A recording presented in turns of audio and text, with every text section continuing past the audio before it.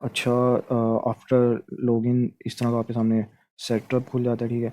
और अगर आपका लॉगिन नहीं बना हुआ तो उसका ये है कि भाई आप साइन अप कर सकते हैं और आपको तकरीबन 14 दिन का टाइम मिल जाता है, और उसमें जितने भी एसेंशियल टूल्स होते हैं ना, वो सारे के सारे ही मिल जाते हैं डिज़ाइनिंग के लिए। और आपने यहाँ पे करना है न्यू प्रोजेक्ट पे क्लिक। यहाँ पे प्रोजेक्ट टेस्ट 1 के नाम से कर देते हैं, ठीक है। और यहाँ पे वहाँ उस एरिया के कोऑर्डिनेट्स डालने होंगे। ये यहाँ से हम कॉपी कर लेते हैं, ठीक है। ये अपने आप ही उस एरिया को ना सिलेक्ट कर लेगा, और ये जो है ना हमारा प्रोजेक्ट कमर्शियल के अंदर आ जाएगा। अच्छा, यहाँ से हम कर देंगे क्रिएट अ न्यू प्रोजेक्ट। अच्छा, जैसे ही आप क्लिक करेंगे ना उस पर, आपके सामने इस तरह का इंटरफेस खुल जाएगा, और जितने भी आप उस जगह पे डिज़ाइन बनाएंगे ना, यहाँ पे वो सारे के सारे आ जाएंगे। अच्छा, यहाँ पे अब हम न्यू के ऊपर क्लिक करते हैं, ये डिज़ाइन बना आ गया। यहाँ पे कर देते हैं क्रिएट न्यू डिज़ाइन।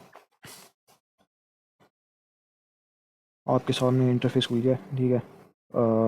अच्छा, अब ये है कि मैंने यहाँ पे ना तकरीबन कुछ अर्से पहले विज़िट किया था, तो मुझे आइडिया है कि भाई कौन कौन सी रूफ पे यहाँ पे पैनल जो हैं वो हमें लगाने हैं। तो सबसे पहले हम एक एरिया में लगा लेते हैं। तो उसका ये होगा हमें फ़ायदा कि ना, जब हम दो बाकी एरिया सेलेक्ट करेंगे ना, तो उसमें हमें दोबारा से डेटा फिल नहीं करना पड़ेगा, वो सारा का सारा ऑटो फिल हो जाएगा, ठीक है। अच्छा, यहाँ पे यूँ है कि ना हमने मैक्सिमम पैनल्स जितने हो सकते हैं ना, हमने वो लगाने हैं। तो यहाँ पे देखिए ना, अगर ऑटोमेटिकली जो है ना हीलियोस्कोप ट्रू साउथ की तरफ ना पैनल की ओरिएंटेशन कर देता है, तो हमें इसकी थोड़ी सी ओरिएंटेशन भी चेंज करनी होगी। अच्छा जी, इससे थोड़ा सा यूँ कर देते हैं। अच्छा, अब आ जाते हैं इसकी डिटेल्स की तरफ। यहाँ पे ये कह रहे हैं कि भाई आपने इसके जो पैनल हैं वो कौन से लगाने हैं। हमने लगाने हैं बल्कि जिनको 585, ठीक है। जो भी आपने कस्टमर को बताया हुआ आप वो कर सकते हैं, ठीक है। मैं ये पहले पहले ही सेलेक्ट कर लेता हूँ, ठीक है। और यहाँ पे हमने करने हैं L2 L3, वो हमने एडजस्ट करने हैं पूरी रूफ के ऊपर। तो वो ना टिल्ट ट्रैकिंग के अंदर ये आ जाते हैं, ठीक है। फ्लश माउंट के अंदर वो एलिवेटेड स्ट्रक्चर वगैरह आ जाते हैं, और ईस्ट वेस्ट के अंदर east west side mounting structure आ जाते हैं। और ये जो कारपोर्ट शेड स्ट्रक्चर हैं वो आ जाते हैं, जैसे कि आपके वो नहीं होते पार्किंग एरियाज गाड़ियों के, उसके ऊपर आपने देखा होगा कि सोलर लगा होता है, तो वो उस स्ट्रक्चर को ना हम कारपोर्ट स्ट्रक्चर कहते हैं, ठीक है। तो ये हम यहाँ से फिक्स टिल्ट कर देंगे। बिल्डिंग की हाइट अप्रोक्सीमेटली थी 25 फीट, ठीक है। और हमने जैसे ही 25 फीट किया ना, उसका उसने ना शेडो भी कास्ट कर दिया है। अच्छा, रैकिंग हाइट अभी हम एडजस्ट करते हैं। पहले हम ना स्ट्रक्चर वगैरह की तरफ जाएंगे कि भाई स्ट्रक्चर एडजस्ट कर लें। अच्छा, पैनल की थोड़ी सी हम ओरिएंटेशन चेंज करेंगे। 190, 200 करना पड़ेगा आई थिंक, ठीक है। अच्छा, जो हमने पैनल की टिल्ट रखना है ना, वो अप्रोक्सीमेटली हम रखना है 16, ठीक है। अच्छा, अब हमारा है L2, ये आ गया उसका ना फिक्स टिल्ट की वो डायमेंशंस पूछ रहा है कि भाई जो आपने स्ट्रक्चर है वो किस तरह का है।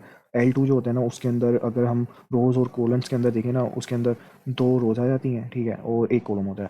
तो यहाँ पे हम नंबर ऑफ़ रोज़ आ जाएंगे, और यहाँ पे कॉलम एक ही होगा। देखिए, अगर आप देखें ना, ये वाला और ये वाला, ये एक स्ट्रक्चर है और ये दूसरा स्ट्रक्चर है। अच्छा, यहाँ से हम उसकी तकरीबन 3 इंच की है ना मॉड्यूल स्पेसिंग रखेंगे, ठीक है। वो होता है फुट के अंदर 0.25, और फ्रेम स्पेसिंग भी हम इतनी ही रखेंगे, 0.25, 0.25, ठीक है। अच्छा, सेटबैक जो है ना वो हम रखेंगे 2 फुट, ठीक है, ताकि ऊपर अगर किसी ने ऊपर पैनल वॉश करने के लिए आना भी है तो उसके लिए भी इशू ना हो ऊपर चढ़ने के लिए। अ, ठीक है, हमने मैक्सिमम जो चीज़ें हैं वो एडजस्ट कर ली हैं।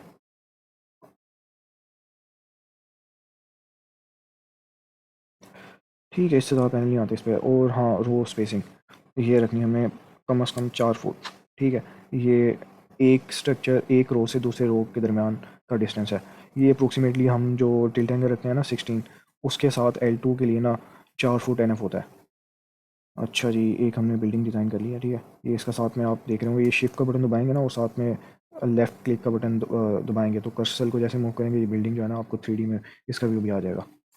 अच्छा, इसे कर देते हैं रिसेंटर। नेक्स्ट बिल्डिंग है हमारे पास ये वाली। अच्छा, यहाँ पे हमने सारा डेटा तो फिल आउट कर दिया है, गुड हो गया। अच्छा, ठीक है।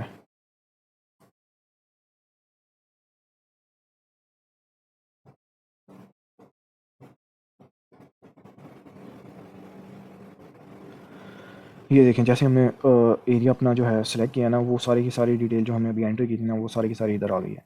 अच्छा, इसकी जो हाइट थी ना इस वाली बिल्डिंग की, वो थी 30 फुट।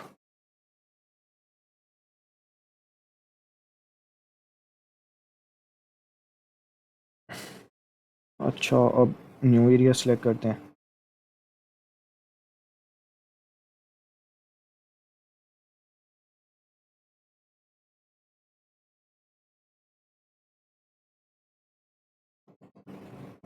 अच्छा, ये वाली जो जगह थी ना, ये थी तकरीबन 25 फीट पे थी, मतलब ये थोड़ी सी बिल्डिंग 2 से लो पे थी। वो 30 फुट थी, तो ये है 25 फुट। अच्छा, इसके आगे ना अ, एक बिल्डिंग थी, ये जो बिल्डिंग हल्की छोटी सी नज़र आ रही है, इसका शेडो कास्ट हो रहा था। तो ये भी अभी हम ना शेडो की तरफ ही आएंगे आहिस्ता आहिस्ता। और नेक्स्ट ये वाला एरिया।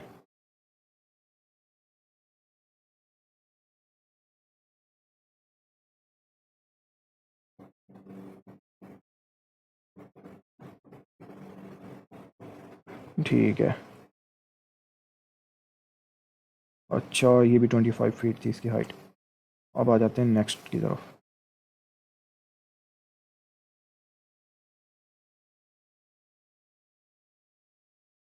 अच्छा, ये वाली बिल्डिंग यहाँ से यहाँ, ठीक है, गुड हो गया। इसकी सेंटर कर देते हैं इसे। अच्छा, फिर उसके बाद हमारे पास थी ये वाली बिल्डिंग, जिसे हम यूज़ कर सकते हैं।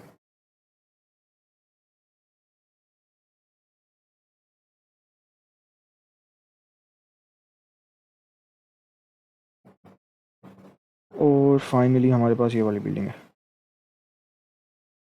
पहले हम एरिया सेलेक्ट कर लें, उसके बाद आराम से बाकी चीज़ें एडिट करते हैं। ठीक है।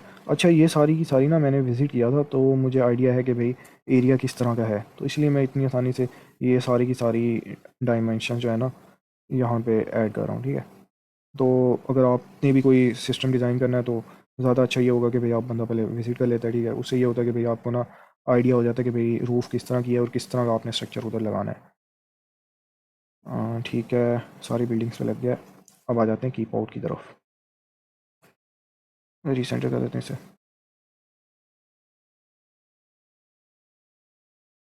ये वो बिल्डिंग है।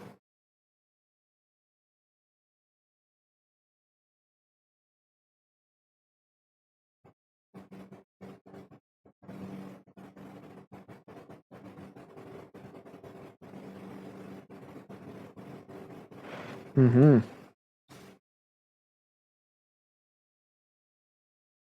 ठीक है। अच्छा, इसकी जो हाइट थी ना ज़मीन से, वो थी तकरीबन 35 फुट। ठीक है, ये उसके हिसाब से ना इसने शेडो का उस पर कर दिया। इसकी 25, ये 25 नहीं थी, 22 थी। ठीक हो गया। 25, 30, 25, और ये आ गया। अच्छा, ये जो आपको नज़र आ रहे हैं ना ये दरख्त, वो कस्टमर कह रहा था कि भाई हम जब भी इंस्टॉलेशन होगी ना, ऑन द स्पॉट हम ये जो है ना कटवा देंगे।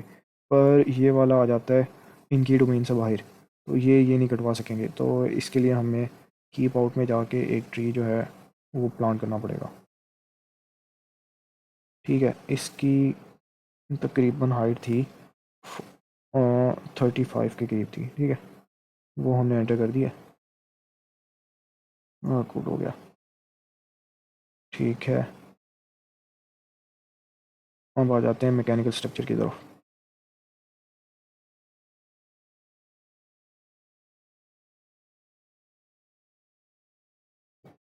ओहो, कंट्रोल जेड, लाइन, यहाँ फिर इतनी स्पेस नहीं है। हम्म। ठीक हो गया। Right click line.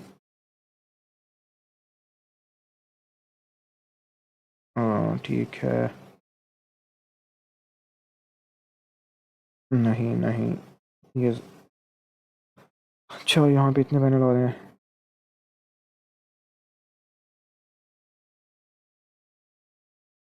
लाइन, अच्छा जी,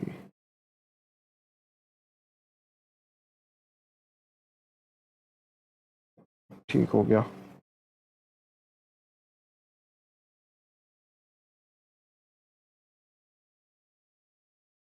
और गुड हो गया।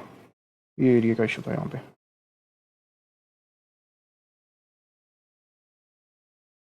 हाँ हाँ हाँ हाँ हाँ हाँ। नहीं नहीं नहीं। आ गए।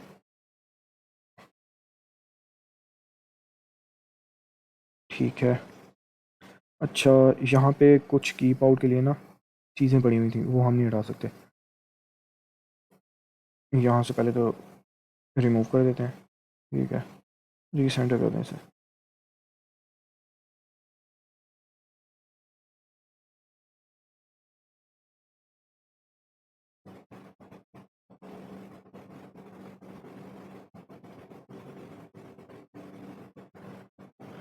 अच्छा, इनकी हाइट जो थी ना वो थी तकरीबन 2-2 फुट। 2 फुट ये है। Sorry sorry sorry sorry. अच्छा, 2 फुट। 2 फुट। 2 फुट। और सेट बैक भी हम इसका रखेंगे 2 फुट का।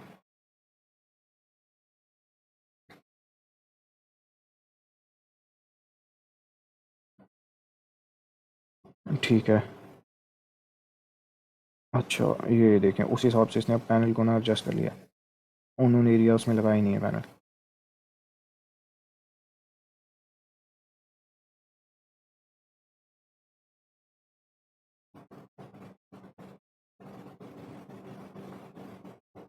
Align align. ठीक है। अच्छा जी। यहाँ से यहाँ पे पड़े हुए थे एसी के आउटर। एक ये था, एक ये था। ठीक है, इसने इसका ऑटोमेटिकली 2-2 फुट कर दिया। ठीक है, एनफ है।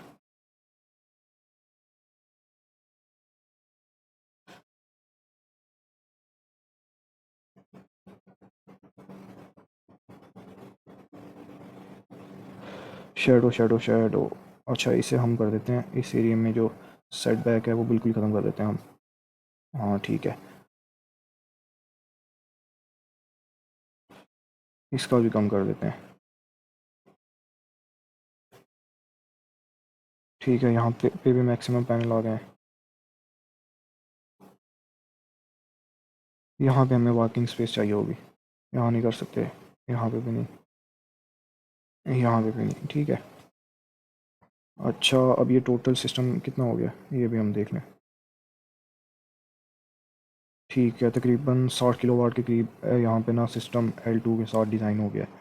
अच्छा, यहाँ पे अब चले जाते हैं इलेक्ट्रिकल वायरिंग में। ठीक है, यहाँ पे सपोज कर लेते हैं हमने लगाना है फोक्स का इन्वर्टर।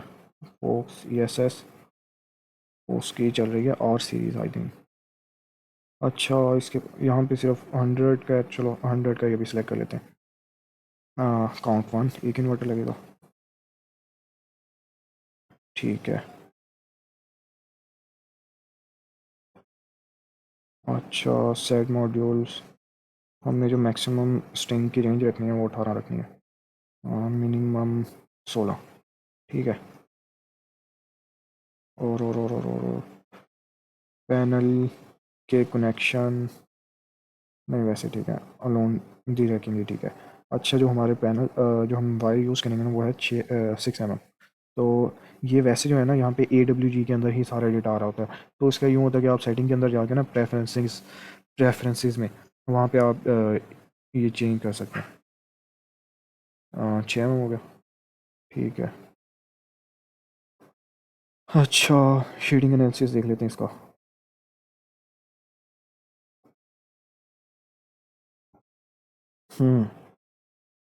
ठीक है। तकरीबन होना चाहिए हमारा 5% के पास एनफ है। पर हमारे पास इतनी स्पेस नहीं है और मैक्सिमम हमने पैनल करना है तो ठीक है।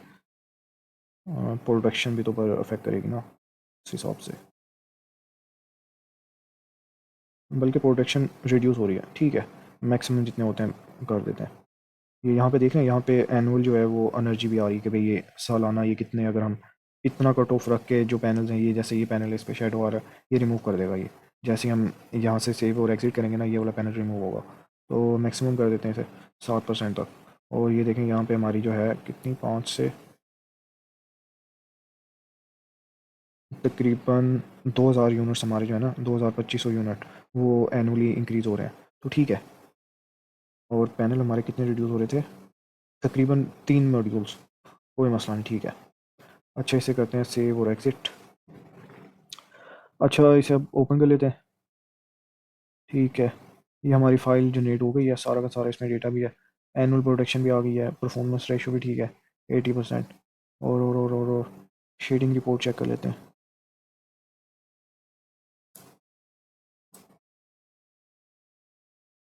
ठीक है,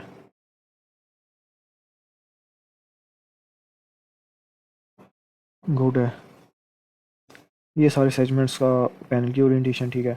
और ये टिल्ट एंगल वगैरह बता रहा है, ठीक है। और ये हर सेगमेंट में जितने जितने हमारे मॉड्यूल्स वगैरह लगे हैं, ये उनकी डिटेल है।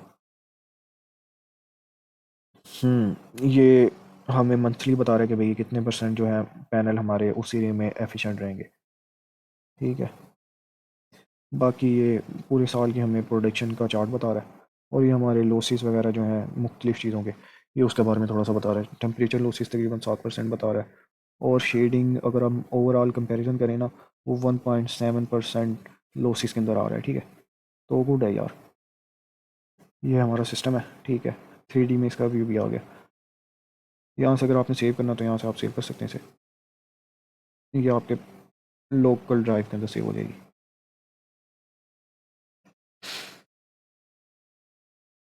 ठीक है।